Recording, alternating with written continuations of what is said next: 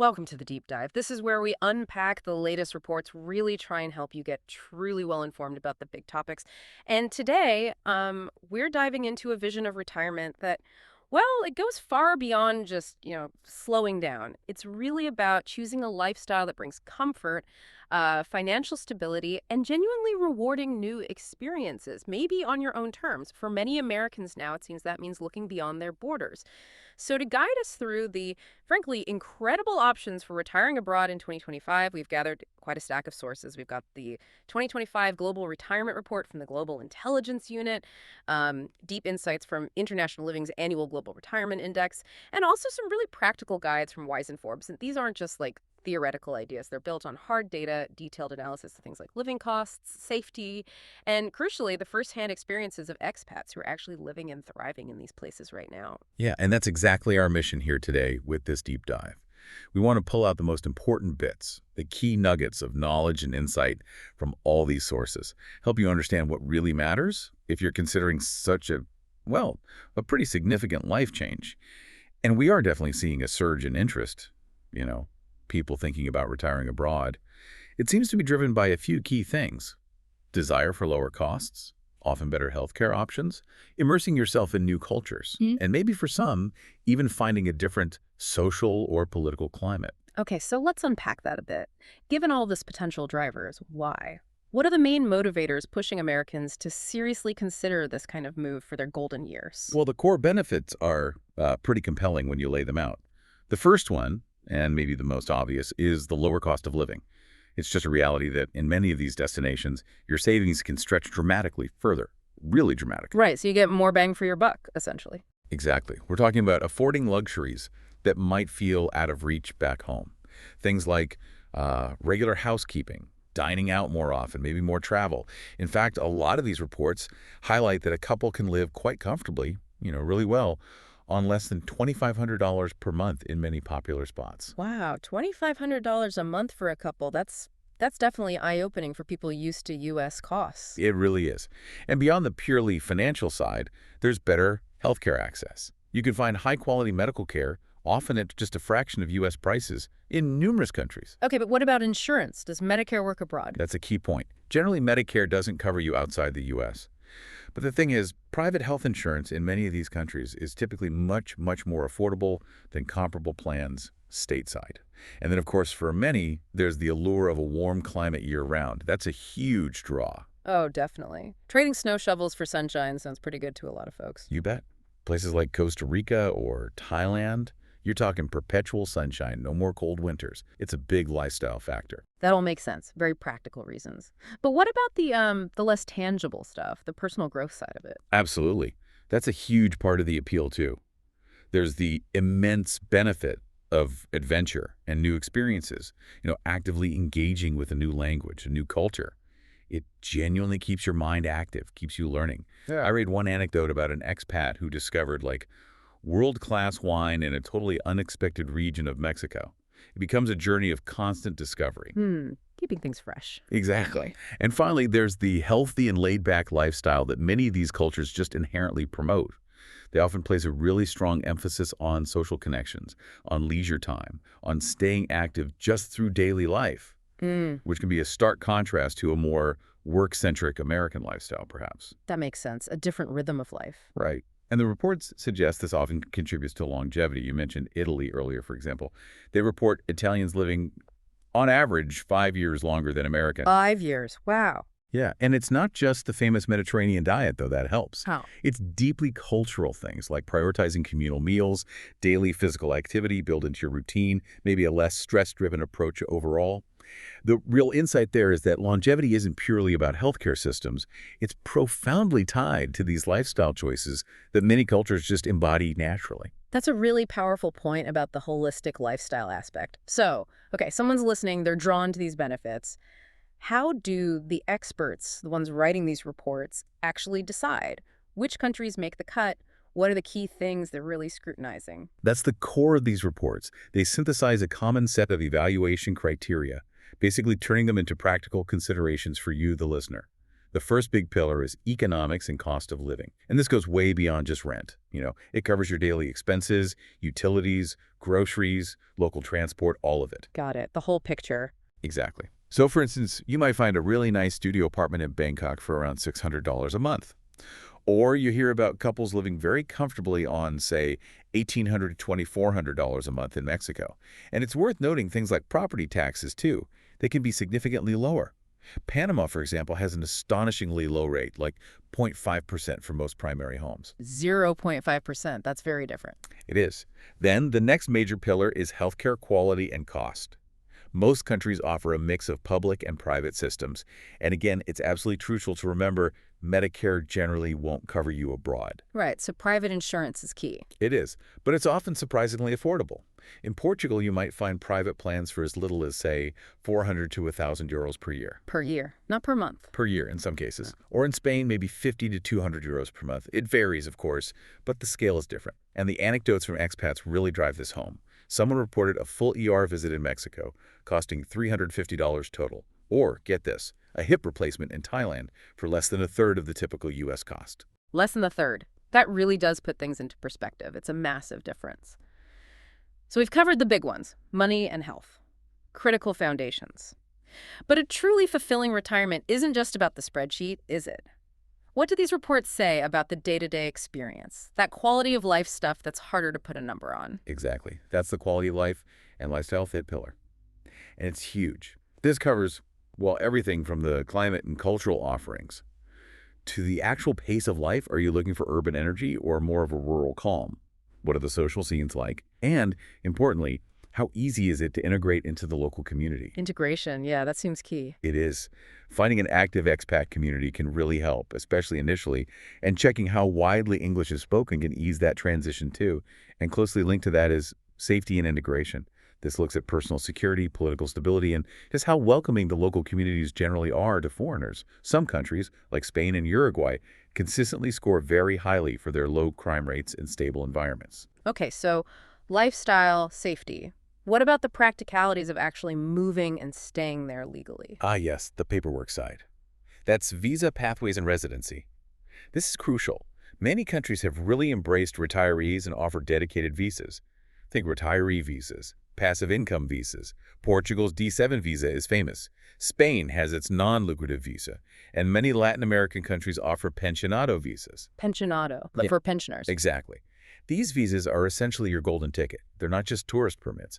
They're designed for people who can prove they have enough income, often from pensions, Social Security investments, to support themselves without working locally. So they recognize you're bringing money in. Precisely. They give you a legal, long-term foothold in the country. And often these visas provide a clear path towards permanent residency and sometimes even citizenship after you've lived there for a few years. And the income requirements can be surprisingly modest. Costa Rica's pensionado visa, for example, requires proof of just $1,000 per month in guaranteed income. Only $1,000 a month. That opens it up to a lot more people. It really does. Then, still on the practical side, but very important financially, is tax considerations. Right, the dreaded taxes. Uh-huh. How does that work when you're a U.S. citizen living abroad? Well, the first thing to know, and this is non-negotiable, U.S. citizens are taxed on their worldwide income, period. Doesn't matter where you live. You have to file a U.S. tax return every year covering everything: pensions, investments, Social Security benefits, the lot. Okay, so you still file with the IRS, but what about paying taxes in the new country too? Do you get taxed twice? That's the key concern, avoiding double taxation. And thankfully, there are mechanisms to prevent that. Many countries have tax treaties with the U.S. than Portugal, Spain, Greece. These treaties are basically agreements to sort out who taxes what, often allowing you to claim credits for taxes paid in one country against your liability in the other. Like a credit system. Exactly. Using things like the Foreign Earned Income Exclusion, FEIE, or the Foreign Tax Credit, FTC. Alternatively, some countries have what's called a territorial tax system. Places like Panama, Costa Rica, Malaysia. Put simply, they generally only tax income earned inside their borders. So your U.S. pension or investment income, they often don't tax it locally at all. That sounds simpler. It can be. And some countries offer specific incentives. Greece, for instance, has that attractive 7% flat tax on foreign pension income for new residents, good for 15 years. Wow, 7% flat. That's quite an offer. It is. And finally, there's the pillar of proximity to home and language. For some people, being able to get back to the U.S. easily for visits is really important. So places like Mexico, Panama, Colombia offer much shorter, often cheaper flights. Makes sense. And language. Yeah, while learning a new language is often part of the adventure. Knowing where English is widely spoken or even an official language, think Malta, maybe Malaysia in business contexts, Belize can definitely make settling in much smoother, especially at the start. Okay, so that's a really comprehensive framework. Economics, healthcare, visas, taxes, lifestyle, safety, proximity. Now, this is where it gets really interesting. Given all those factors, which countries are actually floating to the top in these 2025 reports? What are the unique draws making them the top picks right now? All right, let's dive into some of the highlights.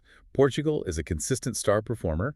It's ranked #1 by the GIU report and #2 by International Living. People just love its Mediterranean climate, it has very low crime rates, and the communities are known for being incredibly welcoming to newcomers. Welcoming, that's good to hear. Yeah, makes a difference. Plus, its healthcare system gets high marks. And that D7 visa we mentioned, it's a huge draw because the passive income requirement is relatively low, around €870 per month currently. There was a Forbes anecdote about a couple, Jeff Hammerberg and Merlin Parker, who moved to Lisbon. They paid about $3,700 for a three-bedroom apartment, which might sound like a bit, Oh, but they found huge overall savings because they ditched their car and their healthcare and transport costs plummeted, making their total budget much more manageable and comfortable. interesting trade-offs there. What about Panama? You mentioned it earlier. Right? Panama is another big one, #5GIU, but #1 according to International Living this year. It really rolls out the red carpet for retirees with its pensionado visa. It's famous for offering discounts on practically everything. Discounts, like what? Well, think 25% off your electricity bill, 50% off movie tickets and other entertainment, 25% off meals at restaurants. The list goes on. Wow, that adds up. It really does. Plus, they use the U.S. dollar as a main currency, which simplifies finances for Americans. And crucially, Panama has that territorial tax system, so your foreign income isn't taxed there. An expat named Jess Ramesh shared her story about needing dental work. She got a crown done, high-quality work, for $580. Compare that to, what, $1,000 to $3,500 maybe in the U.S.? That's significant relief. Absolutely. Okay, and Mexico is always popular, being so close. What makes it stand out in the rankings? Yeah, Mexico's always up there, #3GIU, #4IL. Its appeal is enduring. Key factors are definitely the affordability, the incredible cultural richness, easy proximity to the U.S., and it has a very robust medical tourism sector, meaning lots of high-quality, affordable healthcare options, especially in popular areas. We heard from Belle Woodhouse, who lives on the island of Cozumel. She talked about living comfortably with rent around $500 a month and actually seeing her health improve just by embracing the local, more active lifestyle. And she shared that story about needing an ER visit for an elbow injury. The whole thing cost her about $350. Just amazing stories of affordability there. Let's hop over to Asia, Thailand. Yes. Thailand, Yeah. ranked #6 by GIU, #10 by IL. It offers a significantly low cost of living. Some expats report couples living very well on as little as $1,500 to $2,000 per month. It also boasts excellent private healthcare facilities, particularly in Bangkok and Chiang Mai. Bart Walters, an expat there, calculated he was living for less than half of what it cost him back in Florida. He mentioned spending only about $300 a month on fresh, healthy food. $300 for food. That's impressive. Right. And he'd also had that hip replacement surgery there for less than a third of the U.S. cost estimate he got. Okay, that hip replacement stat is sticking with me. Maybe I should think about my own plans. Huh. It does make you think, doesn't it? Definitely. What about Europe beyond Portugal? Any other standouts? Well, Greece is getting a lot of attention. #8 in both reports. A big part of its appeal is that financial incentive. Mm. The 7% flat tax on foreign income for new residents locked in for 15 years. That 7% deal again? Very attractive. It really is. And expats there talk about a wonderful quality of life. Lena Horner, living in Corfu, described a vibrant community feel. Eating out at local tavernas for just €15, €20, and mentioned a cardiologist visit only cost her €100. And then, of course, there's Italy, ranked #9 by IL. Italy offers that undeniable mix of rich history, incredible culture, fantastic food. And it really embodies that concept of dolce far niente, the sweetness of doing nothing, enjoying life's pace. The Italian lifestyle dream. Pretty much. Yeah. And the cost of living can genuinely be half that of the U.S. in many regions, especially outside the major tourist hubs. Property can be surprisingly affordable. Reports mention finding decent homes for around 130,000 euros in some areas. Plus, you have access to the national subsidized healthcare system. Okay, so Italy is about embracing that whole different rhythm. Absolutely. It's a lifestyle choice as much as a financial one. This is fantastic. So many appealing but also very different options, which really brings up the big question. With all this variety, how does someone actually choose the right place for them? How do you make that final, very personal decision? That really is the crux of it, isn't it? Selecting a retirement destination is deeply personal. It's not about finding the universally best country, according to some index. It's about finding the best match for your individual needs, your priorities, your dreams for this next chapter. Right, what works for one person might not work for another at all. Exactly. So you need to do some serious thinking, some critical self-assessment. Really consider your specific healthcare needs and preferences. Do you need access to specialized care? Do you prefer public or private systems? Your budget and your desired monthly income level are obviously fundamental. Be realistic about what you can afford comfortably, and think hard about your desired lifestyle. Do you thrive on the energy of a big city, or do you crave the peace of the countryside? Slow pace or lots of activity? Lifestyle fit seems huge. It is. And related to that is your tolerance for language barriers. Are you excited by the challenge of learning a new language, or would you prefer somewhere English is common? Also, how important is proximity to family and friends back home? How often will you want or need to travel back? Your personal safety considerations and comfort level are important too. And, critically, your openness to cultural differences. Are you ready to adapt and embrace new ways of doing things? Lots to weigh up. Definitely. The key takeaway is that even a country ranked #1 might not be the perfect fit for you unless it genuinely aligns with your specific priorities and what you personally envision for your retirement. That's excellent advice. Okay, so before anyone gets too carried away packing their bags for, Portuguese sunshine or Panamanian discounts, there's one absolutely vital piece of the puzzle we need to make sure we cover clearly: U.S. tax obligations. What do retirees absolutely need to know about that side of things? Yes, this is critical for a smooth transition and avoiding nasty surprises down the road. Financial planning is key. So first, let's just reiterate. As a U.S. citizen, you are taxed on your worldwide income. Full stop. It doesn't matter where you live. You must file a U.S. federal tax return every year, reporting all your income, pensions, Social Security, investment gains, everything. Okay, file every year. Got it. But how do you avoid getting taxed twice? Right, that's where things like tax treaties come in. Many countries have them with the U.S. These treaties contain provisions to prevent double taxation, often allowing you to use mechanisms like the Foreign Earned Income Exclusion, FEIE, if you meet certain tests. Or, more commonly for retirees, the Foreign Tax Credit, FTC. This lets you claim a credit on your U.S. return for income taxes you've paid to the foreign country. So you get credit for foreign taxes paid. Essentially, yes. It helps offset your U.S. liability. It's also really important to understand the local tax situation in your chosen country. As we discussed, some places have specific benefits like Greece's 7% flat tax or Panama's territorial system where they don't tax your foreign-sourced income at all. Understanding those local rules is vital for budgeting. Makes sense. Any other financial reporting things to be aware of? Yes, definitely. There's the FBAR, the Foreign Bank Account Report. If the total value of all your foreign financial accounts exceeds $10,000 at any point during the year, you have to file this separate report with the Treasury Department. $10,000 total, not per account. Total. Aggregate value. It's a reporting requirement, not a tax itself, aimed at transparency. But the penalties for failing to file an FBAR when required can be incredibly steep, so it's absolutely crucial to be aware of this and comply if you meet the threshold. Okay, FBAR, noted. And insurance again. And insurance, yes. Just to hammer it home, Medicare generally does not cover healthcare services received outside the United States. So securing adequate private health insurance, either a local plan or an international one, is a non-negotiable part of your financial planning before you move.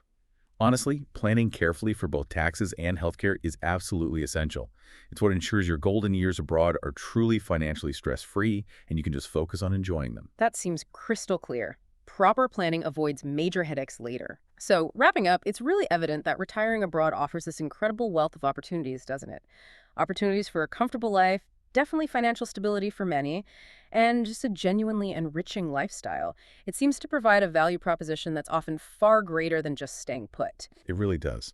I think moving abroad, when you approach it thoughtfully, Mm-hmm. isn't just a change of address. It's more like an invitation to a whole new chapter of discovery, Mm-hmm. where you can redefine your priorities, maybe slow down or speed up depending on what you want, and embrace a lifestyle that's really centered on well-being, on community, maybe on continuous learning. So perhaps the final thought for you, the listener, to consider is this. How might embracing a new culture, or maybe just a different pace of life, how might that allow you to truly flourish in your golden years? That is a powerful thought to leave everyone with. We really hope this deep dive has given you plenty to reflect on, helped you understand the landscape a bit better, and maybe sparked some ideas about which possibilities might best fit your own dreams for retirement. Thanks for tuning in.